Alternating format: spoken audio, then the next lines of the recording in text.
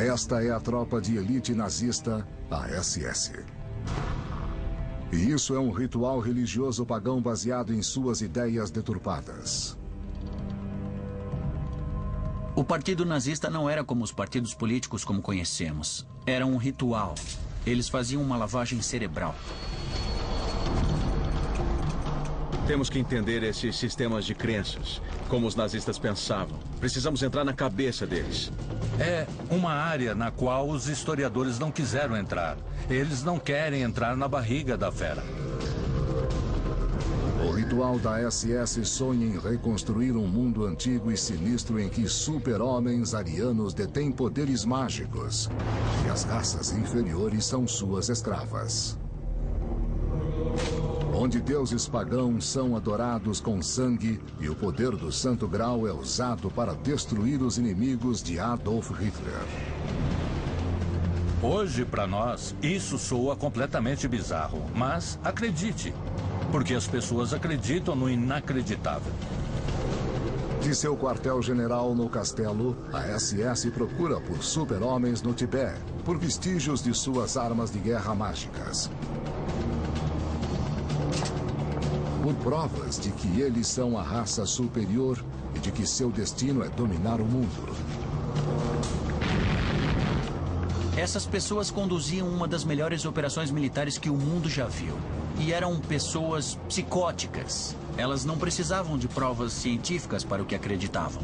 Faz 7 décadas de que Adolf Hitler e seus seguidores espalharam o mal pelo mundo.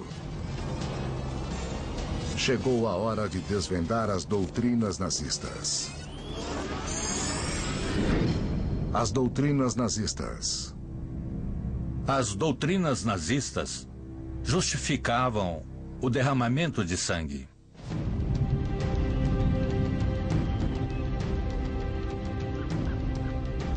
É o ano de 1939.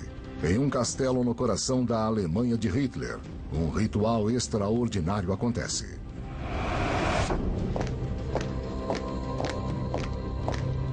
Esta é uma cerimônia de iniciação na fraternidade da SS. Uma iniciação que incorpora as doutrinas nazistas. Doutrinas de uma nova fé obscura.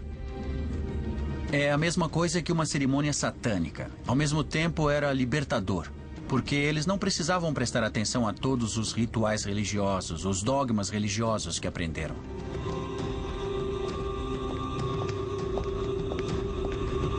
É como rasgar as páginas do passado e colar novas páginas. Este era o objetivo do movimento nazista.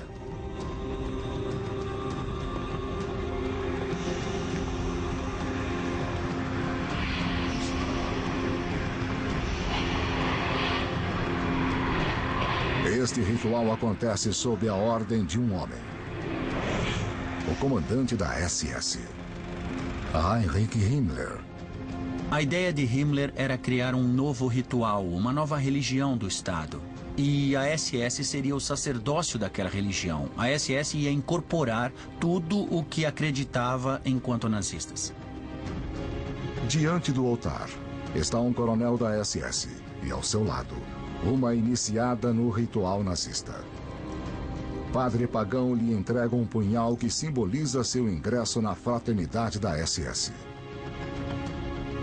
Depois, pão e sal, simbolizando a raça e a pátria alemãs que a SS prometeu proteger.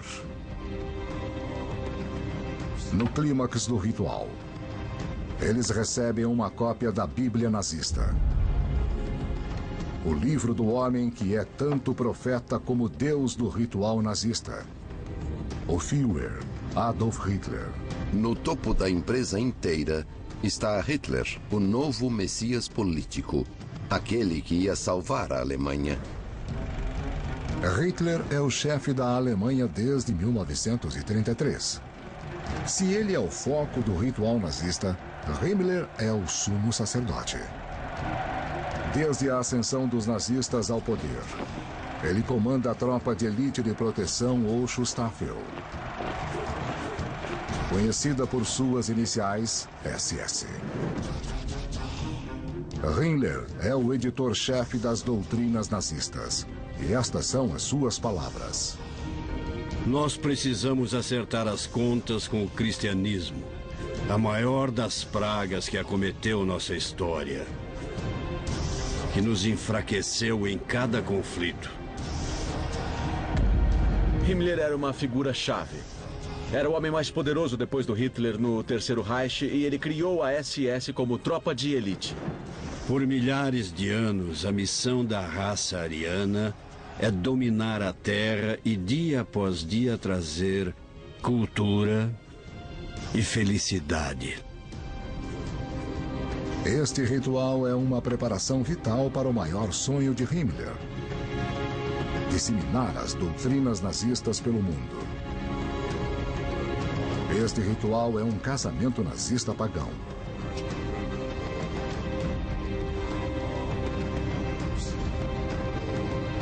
Ao contrário do antigo Estado e da Igreja, as pessoas que desejam se casar devem apresentar compatibilidade matrimonial e saúde genética. Estes dois alemães loiros e de olhos azuis são o casal ideal de Himmler. Seu casamento simboliza a primeira e mais importante doutrina nazista: a doutrina da raça superior. A doutrina da raça superior. É o final dos anos 1800. Na Alemanha, é uma época de fascinação pelo oculto. Essa foi a era das sessões, quando virou moda as pessoas convidarem um médium depois do jantar para entrar em contato com os espíritos. Milhares de pessoas participam de sociedades secretas ocultas. As pessoas podiam fugir da formalidade das salas de visitas vitorianas para conversar sobre o Oriente, sobre os hindus, sobre feitos fascinantes de faquires que flutuavam no ar, por exemplo. Os alemães não eram os únicos atraídos pelos mistérios do oculto. Esse tipo de proliferação das sociedades secretas existiu não apenas na Alemanha, mas nos Estados Unidos, na Grã-Bretanha e em outros países da Europa. Em cidades como Nova York e Londres, é tudo inofensivo. Mas não na Alemanha.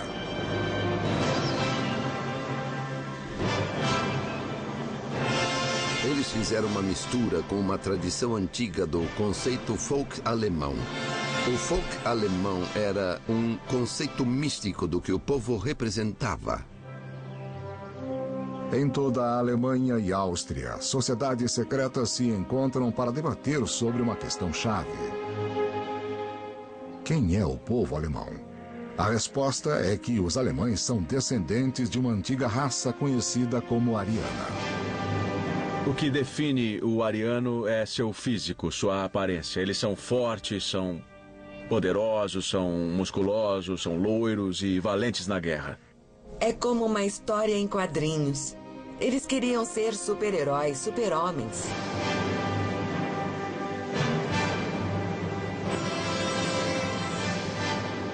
Os mitólogos arianos começaram a descrever a nova espécie de guerreiro marcial, um loiro cruel que cobiça a presa. Super-heróis, loiros, fortes, criadores de cultura, uma raça distinta e superior. Na verdade, a raça ariana nunca existiu. Mas isso não impediu que surgissem incontáveis mitos sobre os supostos arianos. Alguns diziam que eles migraram do norte da Europa para o Tibete, ou da Atlântida, a cidade perdida sob o oceano, ou de uma misteriosa ilha chamada Thule. Thule quer dizer antigo paraíso nórdico, de onde a raça ariana deveria ter descendido. Era um paraíso frio, com gelo e neve. O ritual considera Thule o equivalente nórdico do tropical Jardim do Éden da Bíblia. Thule se tornou quase que uma ideia de um bastão de valores tradicionais que poderiam ser redescobertos e depois reexportados para a Alemanha e para o mundo moderno. Ideias sobre antigos arianos se tornam cada vez mais bizarras e populares. Um ritual até afirma que os arianos, na verdade, eram deuses. Eles sugeriam que esses deuses tinham poderes extraordinários de telecinésia e telecomunicação por meio de transferência. Tudo isso baseado em seus poderes divinos. Como descendentes dos deuses arianos, os participantes do ritual acreditam que, um dia, os alemães podiam redescobrir esses poderes.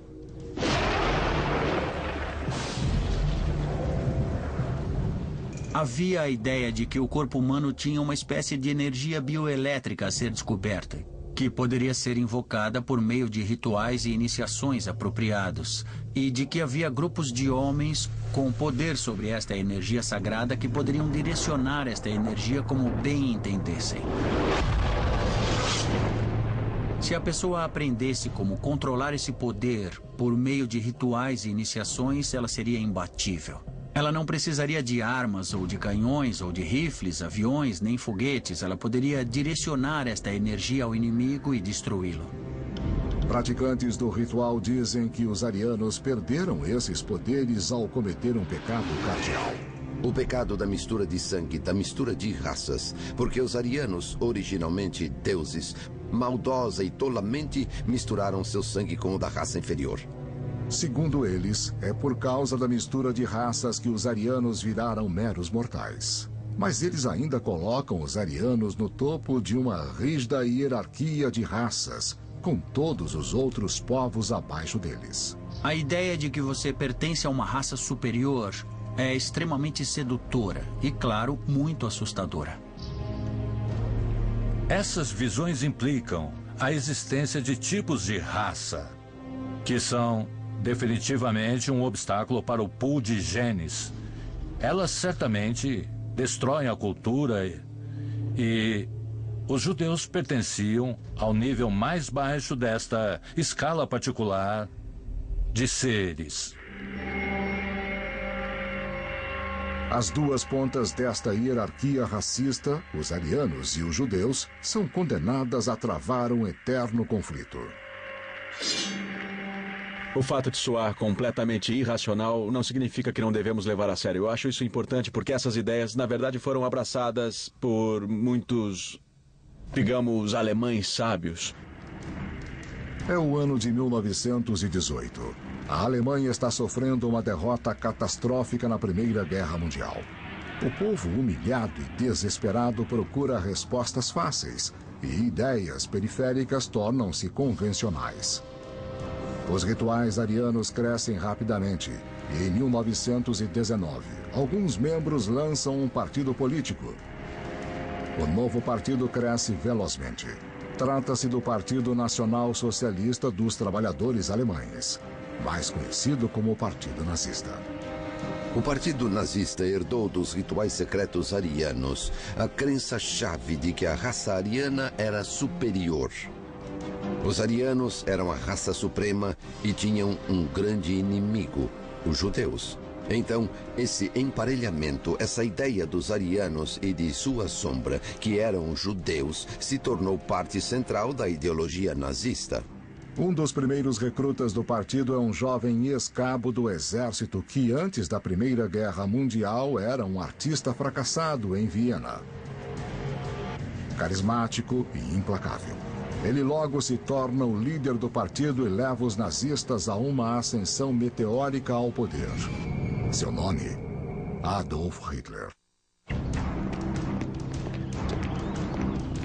Estas são as tropas de elite da SS. Os nazistas mais brutais e fanáticos de todos. Eles são a espinha dorsal do poder de Adolf Hitler. Levar o poder a todos os oponentes. Mas estes homens são mais do que apenas soldados. Eles são sacerdotes que vivem conforme segundo a doutrina nazista. A doutrina da SS.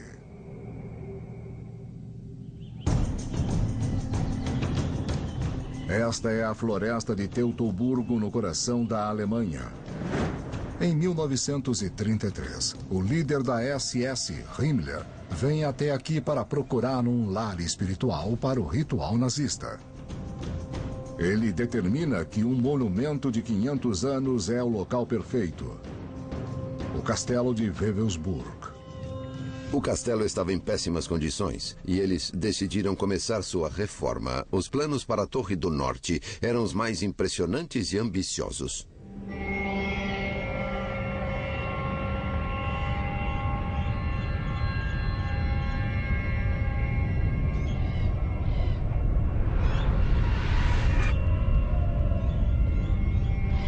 Na Torre do Norte, Himmler constrói o que ele chama de Hall dos Generais da SS. A ideia dele era fazer daquilo um Vaticano, um centro espiritual do Terceiro Reich. Aquilo seria, como ele dizia, o ponto central do mundo. Seria o eixo ao redor do qual o resto do mundo giraria. Seria essencialmente um castelo arrepiante. Não dá para imaginar nada mais assustador.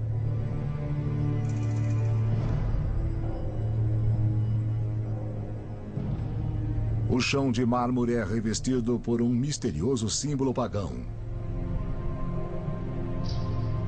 O Sol Negro.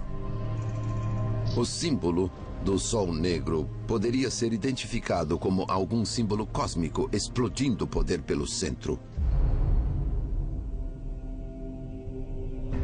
Abaixo do hall, no porão, existe um aposento ainda mais misterioso, chamado Gruft, que significa cripta. Quando morressem, a ideia de Himmler era que os generais fossem cremados e suas cinzas ficassem no porão, no piso mais baixo do castelo, em nichos especiais. Eram 12 nichos ao redor da locação central, para que as pessoas pudessem ir até lá, meditar e se reconectar com as cinzas do legado da SS e, por meio delas, chegar até os antigos reis da Alemanha.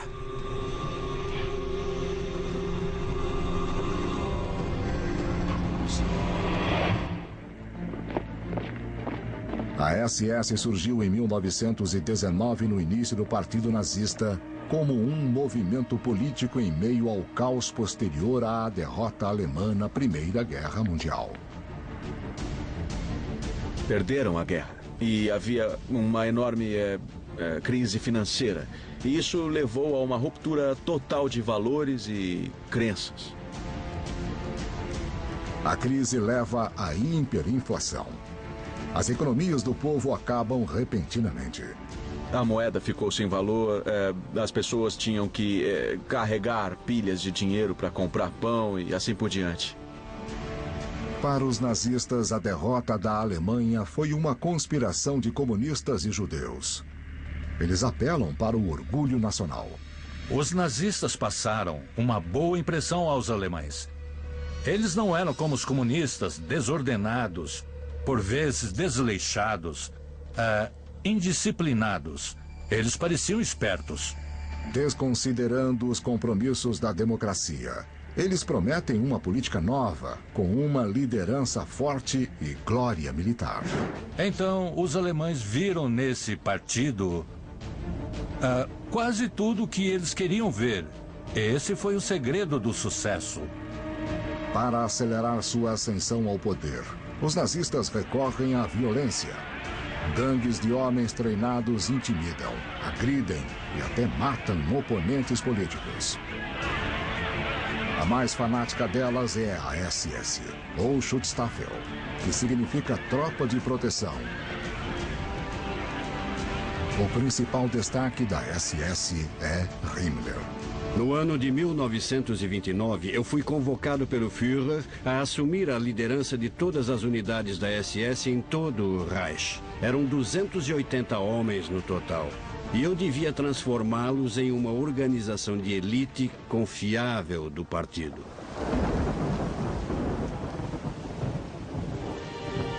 Heinrich Himmler nasceu em 1900, em uma família de classe média no sul da Alemanha. Himmler não era o arquétipo do super-homem ariano. Ele não era loiro, não era alto e não era forte. Na verdade, ele era justamente o oposto de tudo isso. Mas ele era o garoto da classe que todo mundo mais temia. Ele virou um rato. Delatando os colegas para o diretor da escola, que era seu pai, ele fez com que seu pai, o diretor, o descrevesse como criminoso nato.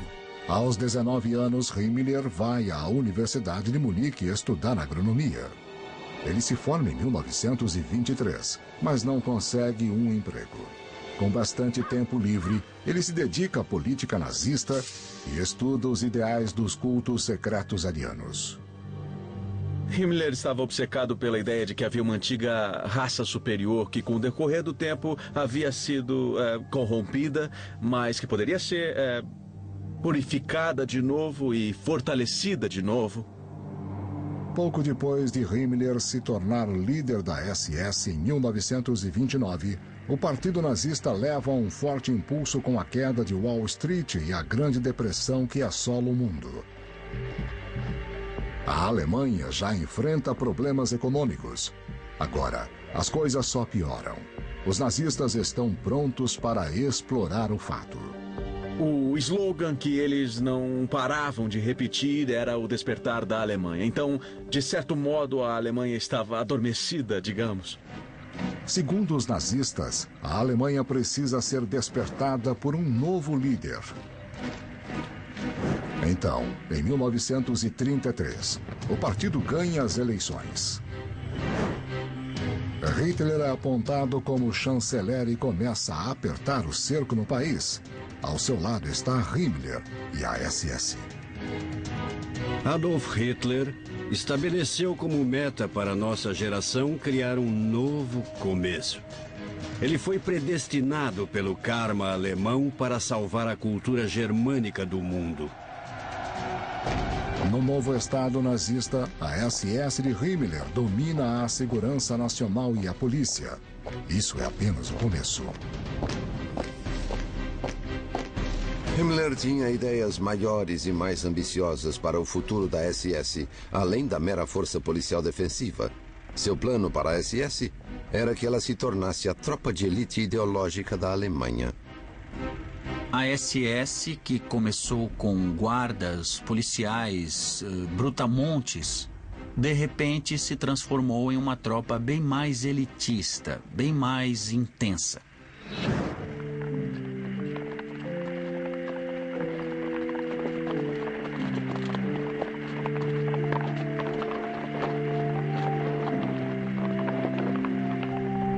Nunca se esqueçam, nós somos uma ordem cavaleiresca, da qual ninguém pode ser retirado, para a qual todos são recrutados pelo sangue e pela qual todos se entregam de corpo e alma.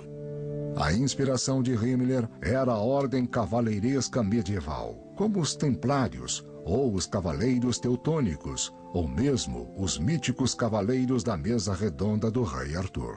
Logo, ele começou a expressar ideias de cavalaria ou nobreza. A SS, então, iria se tornar praticamente a nova supernobreza da Alemanha nazista.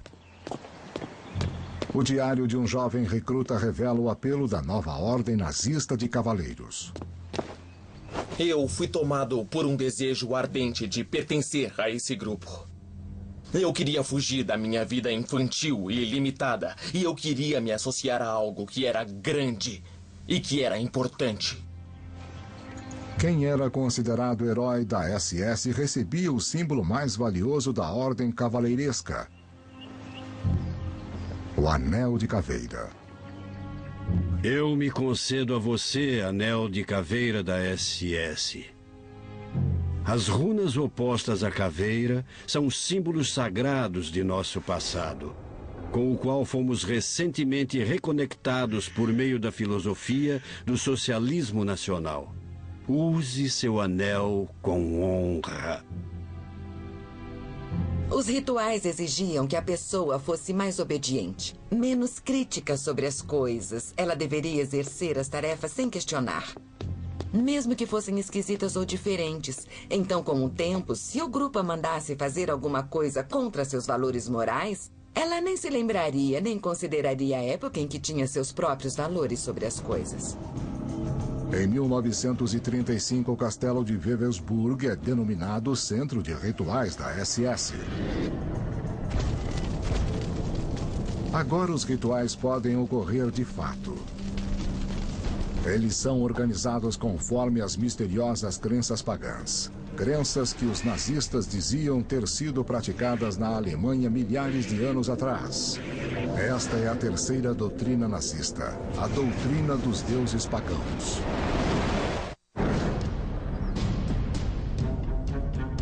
Em 1933, os nazistas assumem o poder na Alemanha. Adolf Hitler exerce poder absoluto e tem ao seu lado Himmler, líder da tropa de elite nazista, a SS. Hitler é o idealizador político. Himmler é o arquiteto de um renascimento religioso que deveria substituir o cristianismo alemão pelo paganismo. Himmler acreditava que os deuses pagãos eram criaturas vivas que haviam existido ou talvez ainda existissem no mundo e tinham superpoderes. Ele acreditava em superpoderes. A doutrina dos deuses pagãos.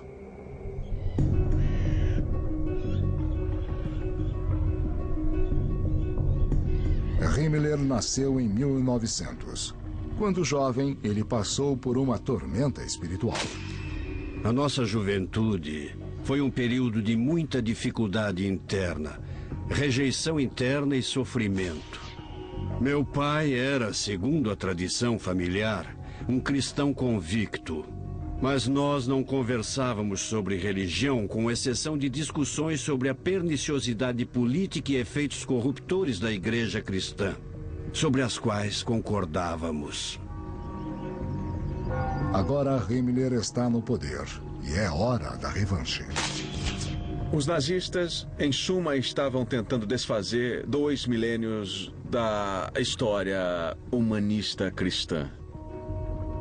Nós precisamos voltar nosso olhar para aquela época de ouro, quando nossos ancestrais nórdicos da era neolítica ergueram aquelas rochas poderosas de 3 a 4 milênios antes de Cristo. Para Himmler, ser alemão significava ser um antigo alemão, um alemão pagão. Ele acreditava nisso piamente. Ele estava à frente de seu tempo.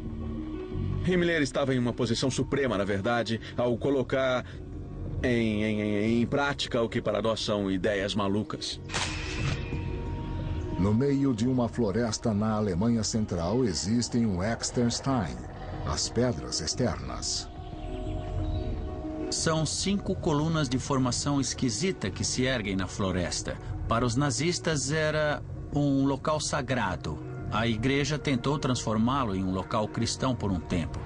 Há esculturas em pedras com motivos cristãos. Mas para os nazistas era um lugar pagão, de adoração pagã. É o Stonehenge alemão, praticamente. De acordo com os pesquisadores nazistas, este local havia sido palco de rituais sangrentos. Todo o sistema esotérico de religião reconhecia o sacrifício humano como indispensável para saciar a divindade. O que chamamos de execução, hoje, é o último vestígio do sacrifício humano sangrento. O sacrifício humano fazia parte da cultura do mundo inteiro. O sacrifício humano era perfeitamente aceitável. Muitas civilizações executaram sacrifícios humanos no mundo todo. Os astecas, os maias. Temos exemplos de sacrifícios humanos na Europa, na África e na Ásia. Esse sangue derramado os deuses exigiam. Era algo que precisavam. Himmler considera as redondezas das rochas a região pagã mais autêntica da Alemanha. A poucos quilômetros de distância está o castelo de Wewelsburg, o novo quartel-general da SS. Em 1935 começam os rituais pagãos, rituais desenvolvidos pelo especialista em paganismo, Carl Maria von Willigut. Carl Maria Willigut era um ex-oficial do exército que já havia sido internado em hospícios e era uma espécie de arquétipo do cara doido com ideias doidas. Willigut acredita ser a reencarnação de reis arianos da antiguidade. Willigut disse a Himmler que ele lembrava todas as suas encarnações de 10.000 anos atrás. Ele lembrava perfeitamente de todas as suas vidas, o que significava que lembrava perfeitamente da Alemanha antiga, da religião pagã alemã, da era do Paleolítico e anterior à chegada dos romanos. E Himmler, o segundo homem mais poderoso da Alemanha nazista, acredita. Ali estava o homem que o ajudaria a recriar o paganismo nazista, porque lembrava de tudo. Himmler recrutou Willigut com o pseudônimo Weistor como assistente pessoal. Willigut, ou Weistor, pôde fornecer ao seu mestre exemplos de antigas magias arianas, orações, rituais e, acima de tudo, suas próprias memórias da vida tribal de milhares de anos atrás. E isto acabou sendo o paraíso para Himmler, que achava que tinha uma ligação direta com o passado alemão. Willigut conta a Himmler que tem memórias de 228.000 anos atrás, de um mundo representado neste filme alemão dos anos 20, cheio de monstros, anões e criaturas míticas, dominado por gigantes arianos. Era bem comum na ideologia nazista acreditar numa raça de gigantes da antiguidade que poderiam ter sido os arianos. Estava na hora de os arianos se tornarem gigantes de novo. Himmler incorporou isso à sua religião da SS. É tudo parte do plano nazista. Negar os fatos históricos e recuperar antigos mitos e lendas, preparando o terreno para a próxima doutrina nazista. A doutrina da história ariana. Castelo de Wewelsburg, coração da Alemanha. Centro da tropa de elite nazista da SS e dos rituais pagãos que estão sendo desenvolvidos aqui. O líder da SS, Himmler, quer voltar no tempo modelando a Alemanha nazista a seu passado fictício. Nós queremos mostrar ao povo alemão que nosso passado tem mais de 1000 anos de idade. Queremos mostrar que a Alemanha é mais eterna que Roma, que já tem 2000 anos de idade. A doutrina da história ariana. 24 de junho de 1935. Jovens da SS se reúnem na floresta para realizar um ritual pagão bizarro. Se alguém quisesse criar uma nova religião baseada no paganismo, ela seria assim. Este é um festival de solstício, uma celebração importante em tempos pagãos. Festivais de solstício eram importantes para o calendário de rituais nazistas, assim como os festivais religiosos são importantes para o calendário cristão, por exemplo. Em tempos pré-cristãos, o festival de solstício de verão celebrava o triunfo da luz sobre a escuridão e da vida sobre a morte. O festival de solstício de inverno celebrava o retorno da luz na escuridão do inverno. Natal, Páscoa, tudo isso já era. Eles estavam resgatando as festas pagãs, e as festas pagãs eram de adoração ao sol. O povo alemão mais uma vez virou as costas para as teorias e ensinamentos cristãos, que perturbaram a Alemanha por mais de 1000 anos e causaram a decadência racial do povo alemão. E quase sua morte racial. Os homens da SS estão carregando coroas de folhas, tradicionais símbolos pagãos de fertilidade. No clímax da cerimônia, eles arremessam as coroas às chamas. O fogo simboliza a ascensão da Alemanha, como expressado neste poema escrito para os recrutas da SS recitarem. A batalha é a resposta. Até que a Alemanha seja unificada novamente. e se liberte de suas algemas. Chamas consumam a barreira abominável que ainda hoje separa irmãos de irmãos. Chamas iluminem o coração de todos nós. E então arremessem uma tocha na terra.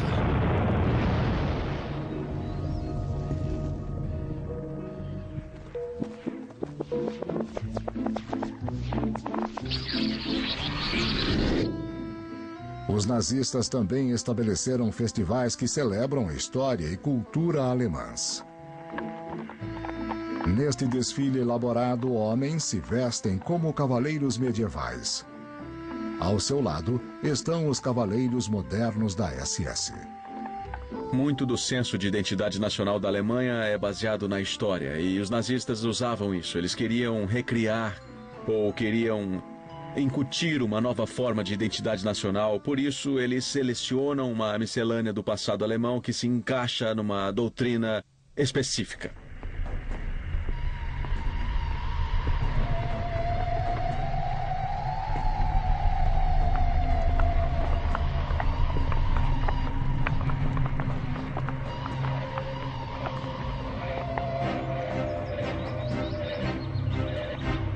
Próximo ao castelo de Wewelsburg, o quartel-general da SS de Himmler, está a floresta de Teutoburgo. Aqui está a formação de pedras conhecida como Exterstein. E ali perto, um enorme monumento de um herói antigo, Hermann, o alemão. A floresta de Teutoburgo é repleta de mitologia alemã. Foi ali que Hermann, o antigo guerreiro alemão, derrotou os legionários romanos de Varo em 9 d.C. A vitória esmagadora de Hermann sobre a legião de invasores do Império Romano significa que Roma nunca conquistou as tribos alemãs. Este filme de 1920 comemora sua vida. Para os nazistas, Hermann é o típico herói ariano. Adoração do herói, admiração do soldado e glorificação do combate. Havia um rico legado no qual os nazistas podiam se apoiar.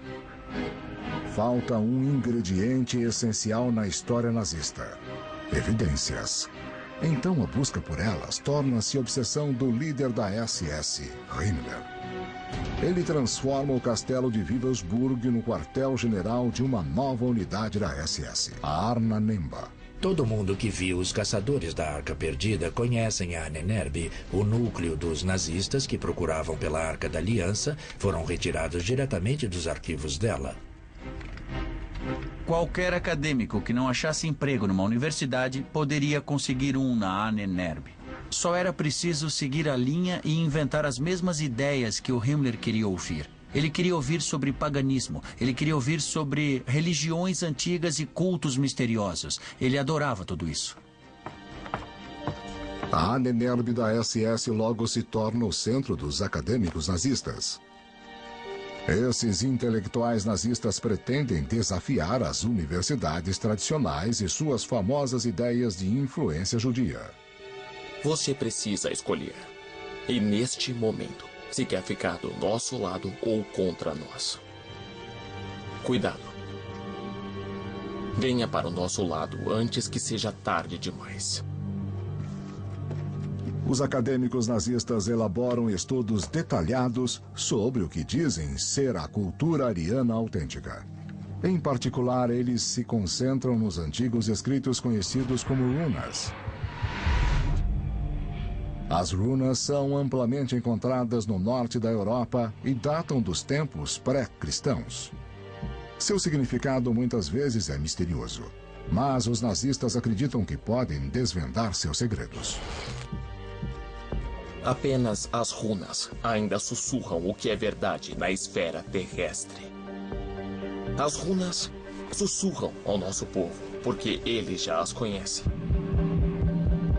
O conhecimento rúnico está batendo em nosso peito. O trabalho da Ahnenerbe é disseminar as teorias nazistas e então fazer pesquisas arqueológicas para confirmá-las. Seus esforços os guiam por toda a Alemanha. Aqui, Himmler está visitando uma escavação da Ahnenerbe, próxima a Berlim. Pesquisem o seguinte. Encontrem todos os pontos na cultura ariana alemã do mundo em que podemos ver o conceito de um raio saindo de um martelo, assim como esculturas do deus Thor feitas por um machadinho que emitia raios. Por favor, coletem todas as evidências ilustrativas escritas e mitológicas disso. Estou convencido de que isso não é baseado em raios e relâmpagos naturais, mas sim de que se trata de uma arma ancestral altamente desenvolvida por nossos antepassados.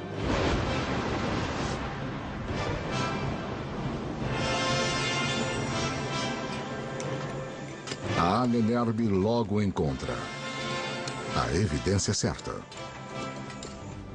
Quando cavamos em solo alemão, em pontos extremos do campo, a poucos centímetros abaixo da superfície, encontramos peças preciosas de cobre, prata e ouro. A qualidade da manufatura, do artesanato e a beleza clássica são difíceis de alcançar mesmo para nós, homens modernos e avançados tecnologicamente. É tudo absurdo. A Ahnenerbe está apenas contando as histórias que Himmler quer ouvir. Era a Alemanha, a terra da cultura e ciências magníficas. E, de repente, ela desviou para essa outra área. Uma área de ciência racial, que acredita na Atlântida em poderes místicos. É uma coisa quase impossível de entender hoje. O homem que liderou a força policial mais temida que a história já viu acreditava nessas coisas impossíveis. É importante entendermos isso. As aventuras arqueológicas da SS estão apenas começando. Himmler está decidido a encontrar uma relíquia lendária que fascinou escritores e estudiosos em toda a história. O Santo Graal. Nos anos 1930, o castelo de Wewelsburg, na Alemanha, é o quartel-general da SS nazista. Seu líder, Himmler, segue o modelo da Ordem de Cavaleiros Medievais como o Rei Arthur e os Cavaleiros da Mesa Redonda. Wewelsburg é a Camelot nazista, e como o Rei Arthur, Himmler envia seus homens a uma missão em busca de uma antiga relíquia religiosa. A doutrina do Santo Graal. O que é o castelo de Wewelsburg e Camelot sem o Santo Graal? É claro que o Himmler estava determinado a encontrar o Santo Graal para instalá-lo no castelo. Supostamente usado por Jesus na última ceia. Há quem diga que ele também foi usado para guardar as gotas de sangue de Cristo, quando ele estava na cruz. A história fascinou europeus medievais, que acreditavam que o cálice tinha poderes mágicos para curar os doentes e garantir a vida eterna. Mas ele tinha outro significado para os nazistas. O Santo Graal não foi o cálice que Cristo usou na última ceia. Não foi o cálice que guardou o sangue de Cristo na crucificação. Para Himmler, o Santo Graal era uma relíquia pagã. Era um cálice antigo ou uma pedra antiga que tinha um poder oculto tremendo. Otto Rahn é um jovem historiador alemão que pesquisa sobre o Santo Graal. Seu trabalho chama a atenção do assistente de Himmler, Karl Maria von Willigut, que estava prestes a mudar a vida de Otto para sempre. Otto Rahn estava despontando como escritor freelancer, quando certo dia Willigut entrou em contato com ele. Estava muito interessado em seu livro. Willigut falou de Rahn para Himmler, que ficou fascinado. Himmler pediu para conhecer Rahn. Ele fez uma oferta imperdível. Que tal trabalhar a tempo integral como autor da SS?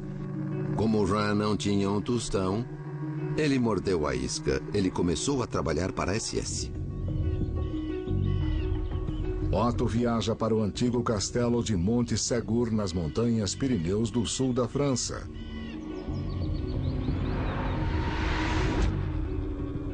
Esta foi a última fortaleza de uma seita herege cristã chamada Catarismo, na Idade Média. Os cátaros foram brutalmente perseguidos pela igreja, mas diz a lenda que eles também eram os guardiões secretos do Santo Graal. Sempre houve uma tendência oculta na mitologia popular de que o Santo Graal foi descoberto por expedicionários no século XI e trazido para a Europa. No ano de 1244, um exército do rei francês sitiou Monte Segur na tentativa de aniquilar os cátaros hereges.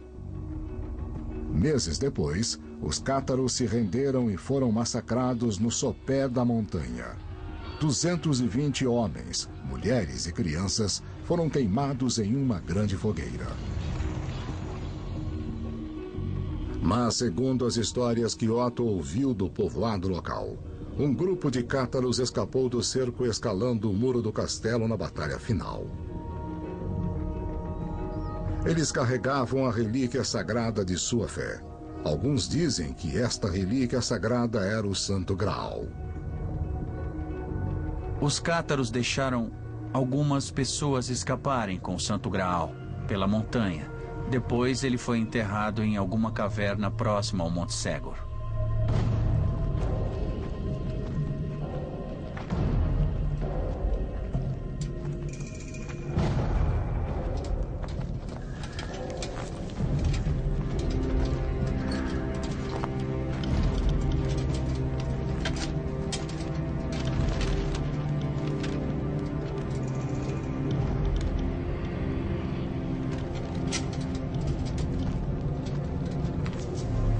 Motivado pelas lendas locais, Otto começa a explorar a misteriosa caverna nas profundezas de Monte Segur. Os cátaros teriam escondido o Santo Graal aqui 700 anos antes. Ele achou evidências da habitação dos cátaros nas cavernas. Ele viu escritos nas paredes que sugeriram que os cátaros haviam estado lá e escondido algo.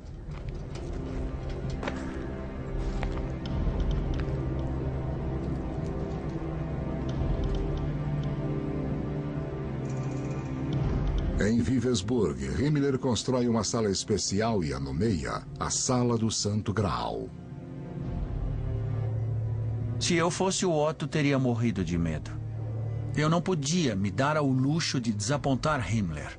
Eu tinha que mostrar progresso, tinha que mostrar que estava no caminho certo. Caso contrário, meus dias estavam contados. Você pode imaginar como é ter essa pressão. Você recebe uma tarefa impossível. Você recebe uma tarefa que ninguém nunca cumpriu. Jamais. Ninguém achou a Arca Perdida na famosa caçada de Indiana Jones, os caçadores da Arca Perdida. Ninguém achou a Arca Perdida. Ninguém achou o Santo Graal. Ninguém achou nada disso. E agora Himmler diz que você precisa achar. E você sabe que está amaldiçoado. Que está amaldiçoado desde o início. Otto envia relatórios para Himmler, dizendo que encontrou pistas e que está no caminho certo. Mas ele está bem longe do caminho certo. Ninguém sabe mesmo se ele foi levado por franceses locais que recebiam muita gente atrás do Santo Graal. Otto se desespera e cada vez mais gasta o dinheiro de Himmler em sua caçada em vão. Eu ficaria o máximo de tempo possível nas cavernas para ficar bem longe de Himmler, até voltar para casa sem qualquer escolha e dançar conforme a música.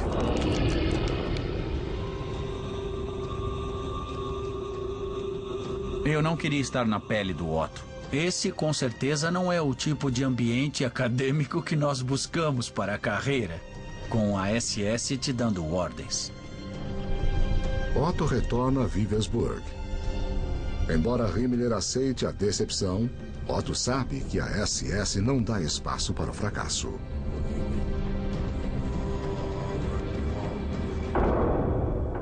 Ran era um esteta, ele era um intelectual. Ele também era homossexual, o que era uma coisa que não ficava bem na SS. Ele começou a levar uma vida dupla sofrida e esquisita. É apenas uma questão de tempo até que Himmler descubra as verdades sobre Otto. Sua homossexualidade foi descoberta e Ron pediu para sair da SS. Era um fato muito raro alguém pedir para sair da SS. Ele caminhou nas montanhas do Tirol em uma tarde de março de 1939 e seu corpo foi encontrado 6 meses depois, ficando evidente que ele cometera suicídio. A morte de Otto representa o fim de busca nazista pelo Santo Graal. Himmler logo desenvolve outra obsessão. Para tentar provar as teorias racistas nazistas, ele envia pesquisadores da SS para o teto do mundo, para o reino misterioso do Tibete.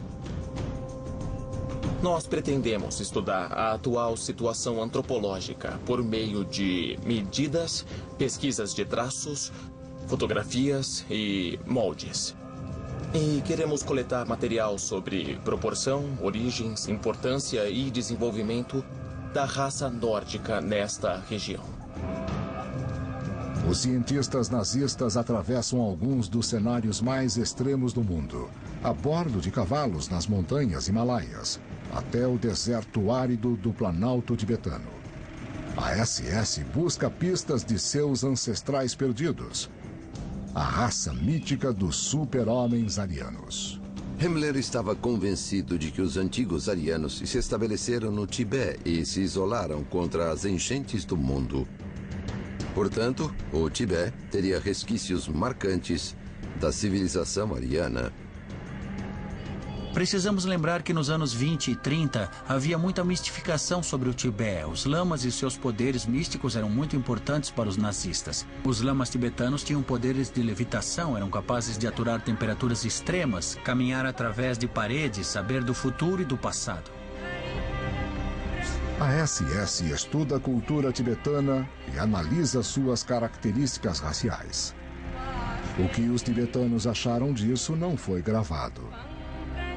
Eles gastaram muito tempo medindo os tibetanos, seus corpos, o tamanho de seus crânios, o tamanho de seus braços, para estabelecer se eles tinham alguma relação racial com os arianos e os europeus. Como os arianos nunca existiram, é evidente que os nazistas não encontraram vestígios da raça, por mais que tentassem. Himmler deve ter ficado decepcionado por não encontrar evidências dos arianos no Tibete. Mas ele se contentou com um relatório belamente articulado com a insígnia da SS e apresentado formalmente. Diferentemente de Otto, os pesquisadores do Tibete são recompensados pelo fracasso. Cada um é presenteado com um anel de caveira, símbolo de sua eterna ligação com a SS e sua fé nas doutrinas nazistas. Principalmente na mais importante de todas, a doutrina do Führer, Adolf Hitler.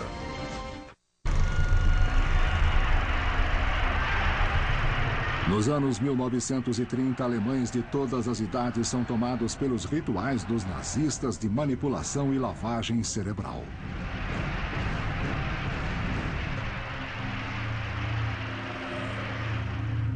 O partido nazista não era um partido político como conhecemos. Era um ritual. E as pessoas eram doutrinadas, sofriam lavagem cerebral. Eles eram capazes de criar um ambiente com propaganda e manipulação das emoções das pessoas para fazer coisas inacreditáveis. A doutrina do Führer.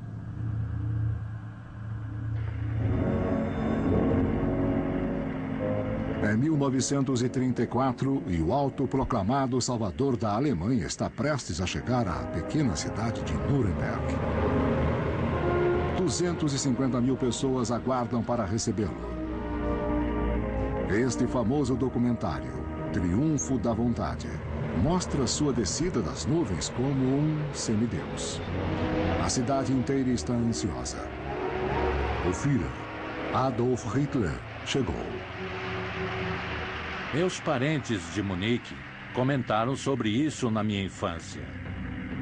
Alguém disse que queria ouvir o Hitler, o discurso dele, porque podia ter certeza de que seria uma baita experiência. As músicas, as marchas e o entusiasmo da multidão. A forma como Hitler massageava o ego da plateia. Como ele a tinha na palma de suas mãos. Jovens nazistas cantam e recitam poemas em homenagem a Hitler. Se você nos pedir o que nós temos, nós daremos para você. Porque nós acreditamos em você. Nós juramos lealdade a você. E ninguém pode quebrar esse juramento. Nem você. Somente a morte pode fazê-lo.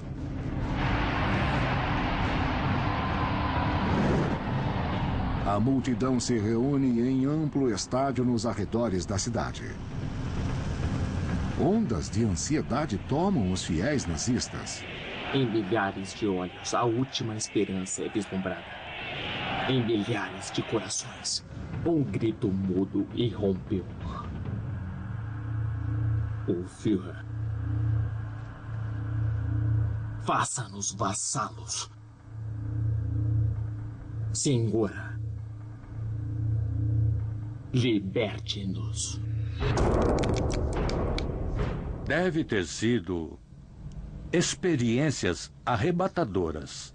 Eles entusiasmavam as pessoas e elas voltavam revigoradas com um novo senso de dever ou propósito, como se tivesse ido a uma missa, ou a um jogo de futebol, ou a um festival de rock que empolga as pessoas como zumbis. Elas esquecem sua individualidade e começam a gritar em uníssono. Como Hitler dizia, sozinho um indivíduo é como uma pequena minhoca. Mas na multidão, ele se torna um dragão imenso. É claro que o nazismo usava um grande número de liturgias religiosas e simbolismo em suas aparições teatrais. Eles aproveitavam o desejo natural do povo por práticas ou devoções religiosas neste novo formato secular. Hitler se inspirou em uma longa tradição de crenças em salvadores, e ele era adorado e até venerado como um salvador.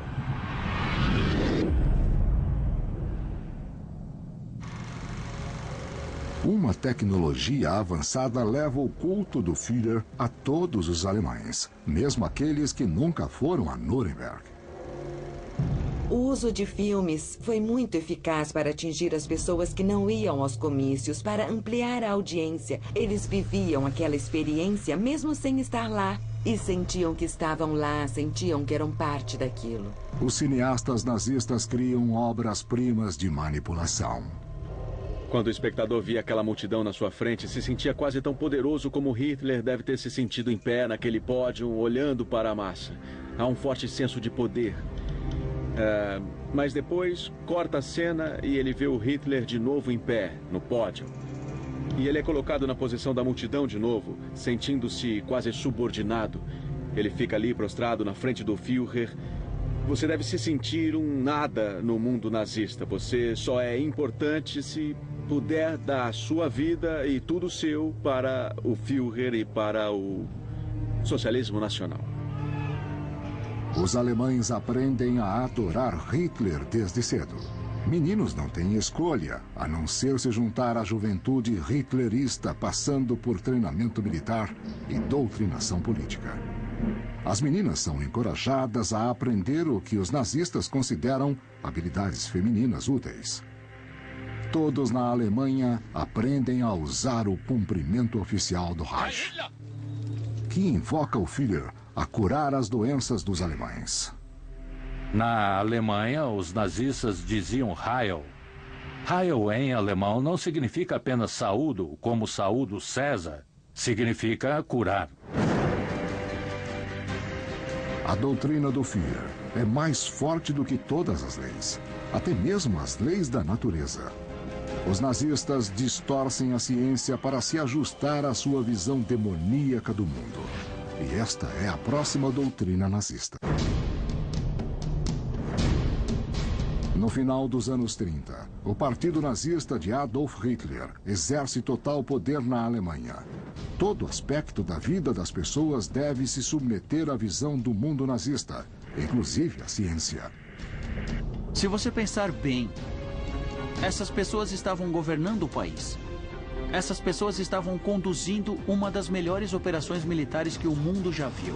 Essas pessoas estavam desenvolvendo armas de destruição em massa. E essas eram pessoas psicóticas. Elas não precisavam de provas científicas para o que acreditavam. A doutrina da ciência ariana.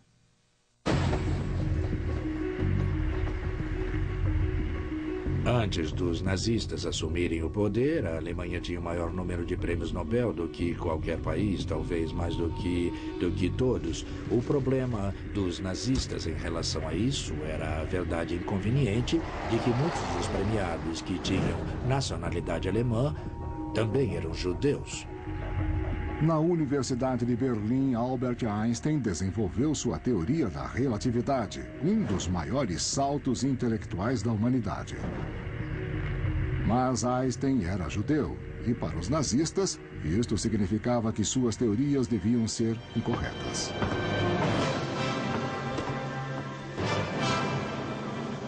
Einstein explicou as leis fundamentais que governam o cosmos. Os nazistas queriam uma alternativa. Então eles apoiam o excêntrico físico Hans Horbiger e sua ainda mais excêntrica teoria do gelo eterno. Em uma época em que teorias malucas surgiam na Alemanha, uma delas, caracterizada como a mais maluca de todas, era a teoria do gelo eterno de Horbiger. Era a ideia de que o mundo e o universo teriam se originado de um bloco de gelo. Segundo a teoria do gelo eterno, a Via Láctea é um vasto arquipélago de icebergs arremessados no início dos tempos, quando um bloco de gelo gigantesco colidiu com o Sol, em um gélido Big Bang. Os acadêmicos nazistas transformaram essa teoria fantástica na cosmologia oficial do Estado. Enquanto Hitler organiza a política, Hans Horbiger cuidará das ciências falsas. A doutrina do gelo eterno anunciará a regeneração do povo alemão. É completamente maluca. Não existe nenhuma base real para isso. Não explica o Sol, que para nós não é uma bola de gelo, mas para Horbiger era. Ele achava que o Sol era uma bola de gelo. A teoria do gelo apresenta uma vantagem para os nazistas e sua visão racista do universo. Afinal, eles vieram da terra do gelo e da neve. Essa era a origem deles. Eles vieram do gelo. Gelo era bonito. Gelo era glorioso. Era branco, aliás. O que se encaixava nas teorias raciais também, sem qualquer rodeio. A teoria do gelo eterno é um pouco extrema até para os nazistas. Oficiais nazistas consentem a possibilidade de ser um verdadeiro socialista nacional sem acreditar na teoria. Mas era obrigatório acreditar no princípio central do nazismo, a raça superior ariana. Nós somos, como podemos admitir orgulhosamente, com base nas pesquisas raciais mais recentes e completas, o povo mais antigo da Terra.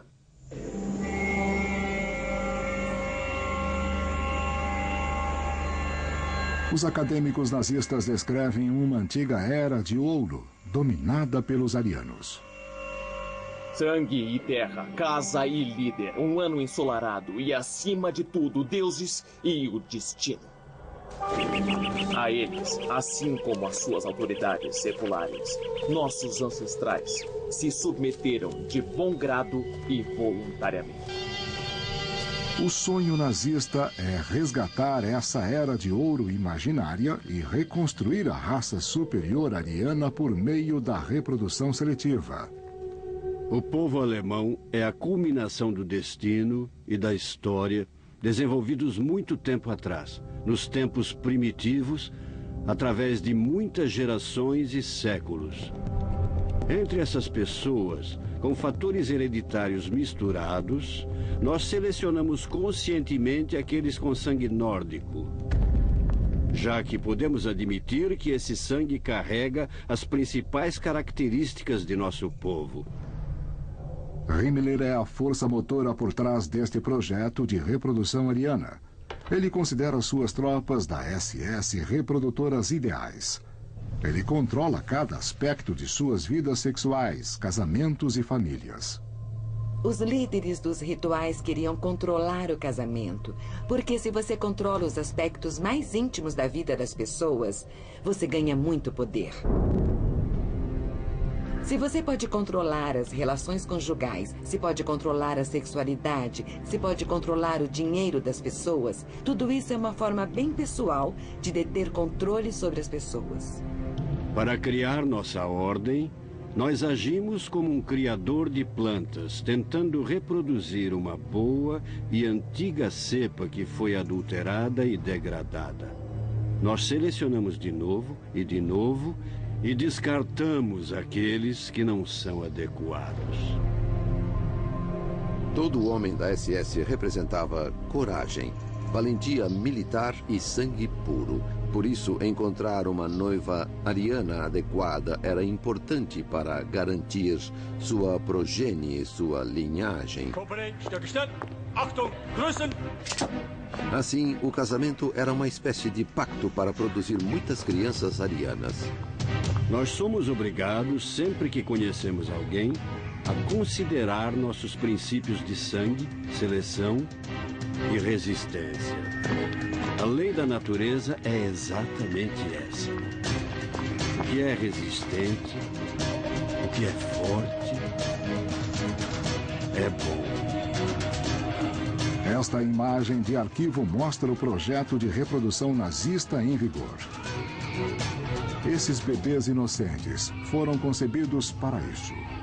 Seus pais foram reunidos para construir a raça superior e prepará-la para dominar o mundo. Segundo as doutrinas nazistas, você só pode ter uma participação bem-sucedida nesta guerra de conquista mundial se você tiver raça pura. Mas naquela época, nos anos 20 e 30, a raça da Alemanha estava corrompida, então levaria anos de reprodução, anos de reconstrução para criar uma raça forte o suficiente para travar essa guerra. Ao longo dos anos, o processo de reprodução e seleção de sangue deve continuar, acompanhado pela eliminação daqueles que forem incompatíveis conosco em termos de caráter, força de vontade e, consequentemente, de sangue.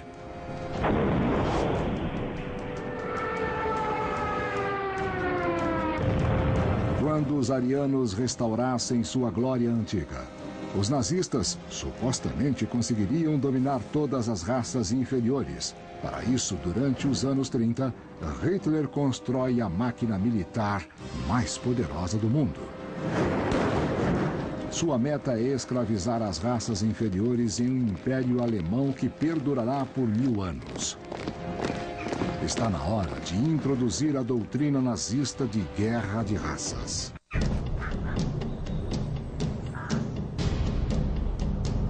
Os nazistas se veem como a raça superior ariana. Seu destino legítimo é dominar o mundo. A guerra é uma parte integrante das doutrinas nazistas no sentido de que as raças sempre vão colidir, sempre vão conflitar. É uma luta por sobrevivência. Você não pode simplesmente coexistir, você precisa se defender militarmente. A doutrina da guerra de raças. A crença nazista sobre conflito de raças vem de uma má interpretação de uma das maiores descobertas da ciência: a teoria da evolução de Charles Darwin. Darwin falou da sobrevivência dos mais fortes. Significava que os mais fracos ficavam para trás. Isso se encaixava perfeitamente na teoria racial dos nazistas. Eles acreditavam que eles eram os mais fortes. Na teoria de Charles Darwin, as espécies se adaptam a seu meio ambiente. E aqueles que o fazem melhor, que ele chamou de mais fortes, sobrevivem e prosperam mais. Esse processo de constante adaptação e desenvolvimento explica a incrível variedade do mundo natural. Mas Darwin não tinha nada a dizer sobre raças humanas distintas. Para ele, os seres humanos são apenas uma espécie particularmente bem-sucedida. As doutrinas dele foram distorcidas nesse sentido. Existe uma seleção natural em andamento, um conflito incessante. O que parece que Darwin fez foi autorizar a ideia de conflito, luta. A natureza é cruel e impiedosa.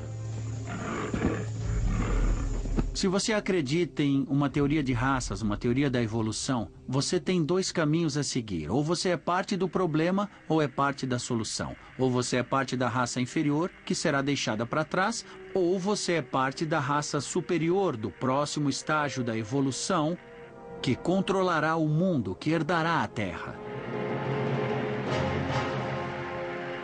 Para os nazistas, um exemplo da competição entre raças é o esporte. Principalmente nos Jogos Olímpicos de 1936 em Berlim.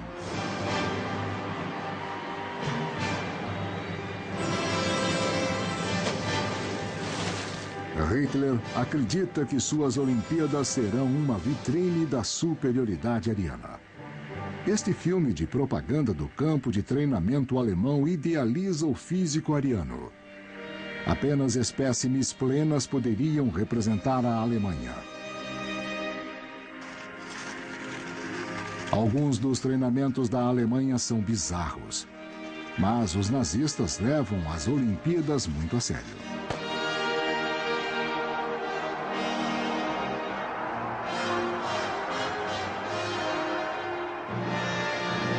Para azar de Hitler, as Olimpíadas não terminam como suas teorias previam.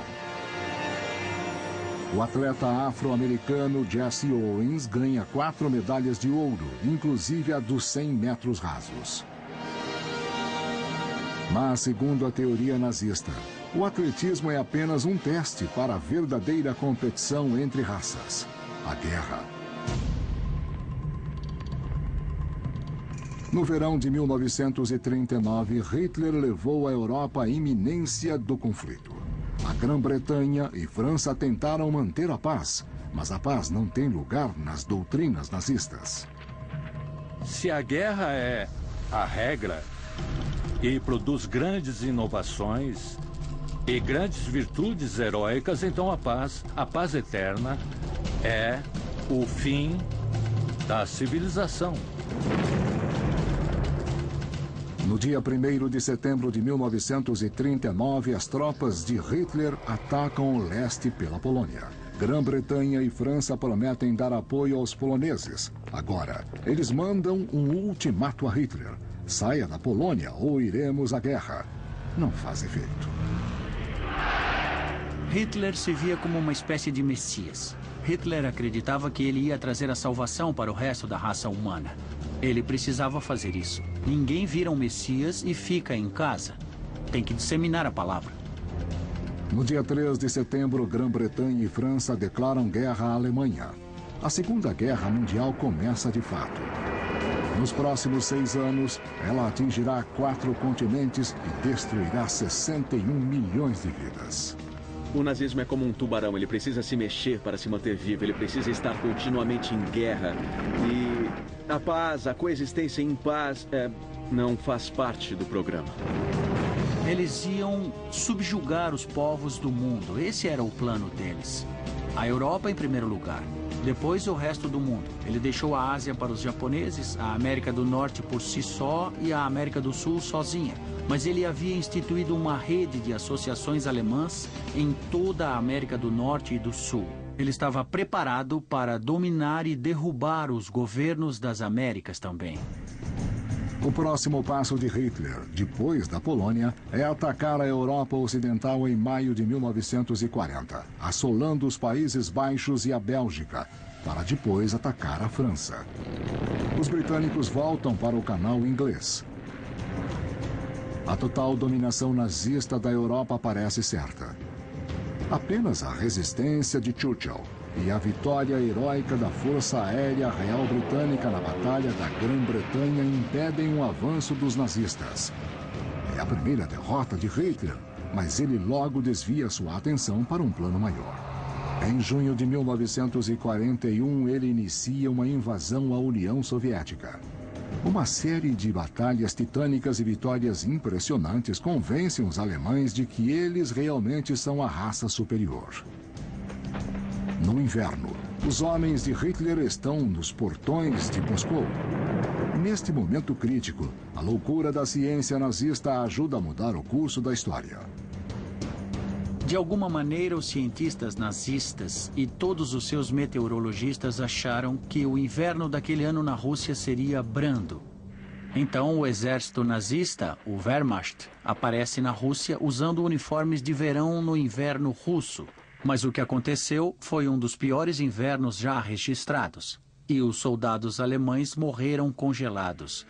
Foi um terrível desastre para o exército alemão, baseado em uma ciência maluca. Não é a única maneira que as teorias malucas nazistas ajudam a selar o destino da Alemanha. Segundo as doutrinas nazistas, o ataque de Hitler à União Soviética faz muito sentido. Os nazistas consideram os eslavos uma raça inferior e a conquista do leste seria o destino ariano. Na verdade, ao atacar a União Soviética no verão de 1941 e declarar guerra aos Estados Unidos 6 meses depois, Hitler ganha mais inimigos do que pode suportar. Logo, ele enfrenta o poder conjunto dos Estados Unidos, da Rússia e do Império Britânico. Ainda assim, os aliados levariam 3 anos para dominar a Alemanha de leste a oeste. 3 anos durante os quais a guerra de raças nazista veria os crimes mais chocantes da história. Crimes que são a conclusão lógica de todas as doutrinas nazistas, cujas ideias deturpadas nasceram nos cultos secretos arianos. A ligação entre os rituais secretos arianos e o Holocausto está enterrada na raça superior ariana e sua batalha, sua luta contra os judeus. Uma vez que os arianos e os judeus foram rivalizados como arquétipos em alguma espécie de batalha cósmica, foi fácil para os rituais secretos arianos e a ideologia nazista identificarem a destruição dos judeus como única solução, a solução final para os arianos dominarem o mundo. As vitórias de Hitler levam cerca de 9 milhões de judeus ao controle dos nazistas. Agora, os nazistas têm a chance de terminar sua tão famosa guerra de raças de uma vez por todas. Esta solução final ficará a cargo da SS de Himmler. Eles conduzem a matança de civis, campos de concentração e câmaras de gás. A última doutrina nazista é a mais aterrorizante de todas. É a doutrina do genocídio.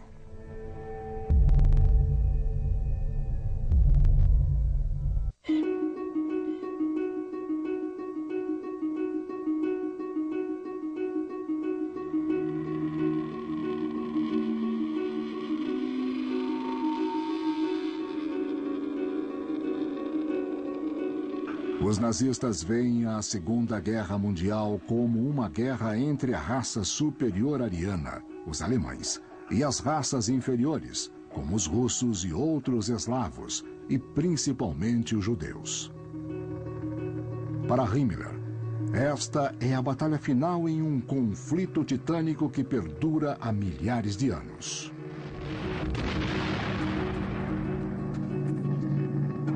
Em todo o tempo em que houve homens na Terra, a batalha entre raças humanas e raças subhumanas foi uma regra histórica. Essa guerra de judeus contra o povo alemão pertence ao curso natural da vida em nosso planeta desde muito tempo. A doutrina do genocídio. Nos territórios recentemente conquistados por Hitler, a SS de Himmler tem a missão de pôr fim à guerra de raças de uma vez por todas, exterminando os judeus. É o que os nazistas chamam de solução final. Achavam que estavam salvando a raça humana, eliminando todas as pessoas que impediam de evoluir. É um conceito espantosamente sinistro, e só precisamos olhar o progresso da guerra para entender como eles levavam o assunto a sério. As primeiras matanças acontecem nas florestas da Europa Oriental em 1941.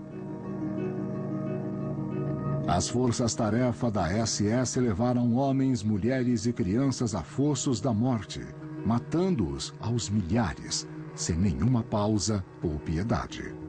Em um discurso frio feito a oficiais da SS em 1943, no auge do Holocausto, Himmler diz aos matadores para terem orgulho de seu trabalho. A maioria de vocês saberá o que significa quando 100 cadáveres estão deitados um ao lado do outro. Ou 500. Ou 1000. Ter suportado isso e mantido a decência é o que nos torna fortes. Essa é uma página gloriosa da nossa história.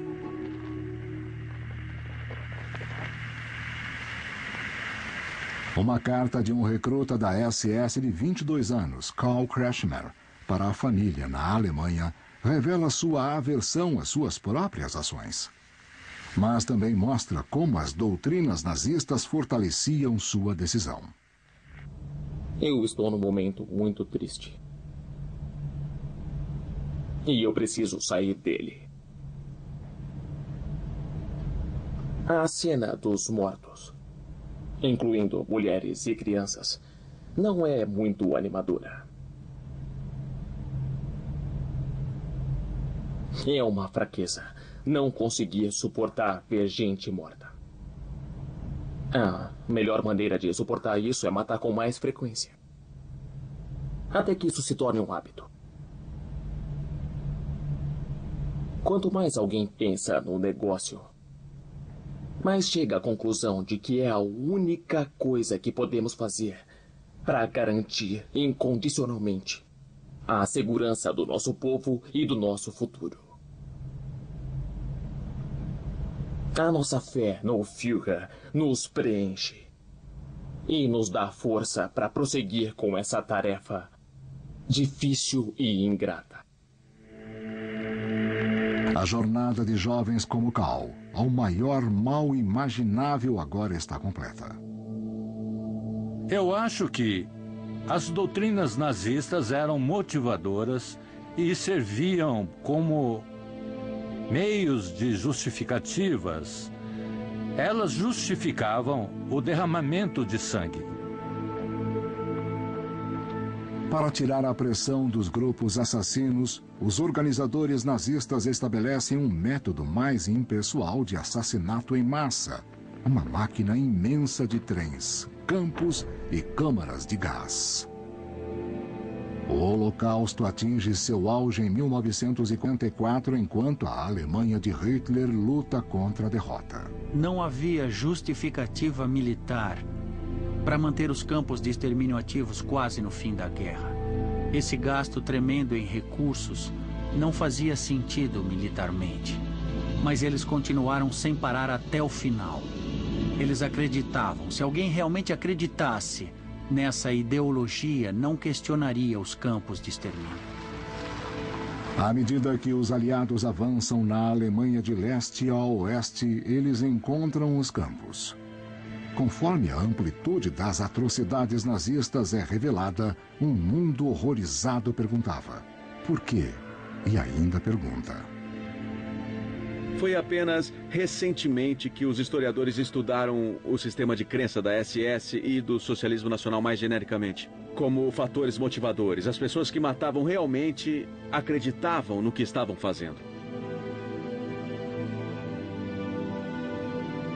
Os historiadores têm que estudar a vida. E porque as pessoas fazem o que fazem.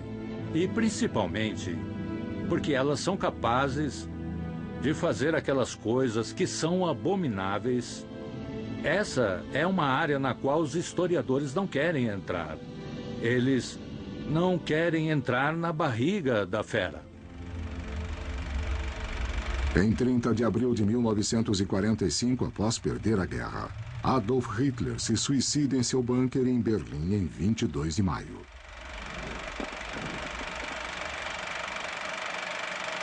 Em 22 de maio, Himmler é capturado pelos britânicos e indiciado pelos crimes de guerra. Mas antes de enfrentar a corte, ele ingere veneno. As doutrinas nazistas morrem com eles. Líderes nazistas sobreviventes são julgados por crimes de guerra. Os julgamentos acontecem em Nuremberg, o antigo local do comício nazista uma década antes.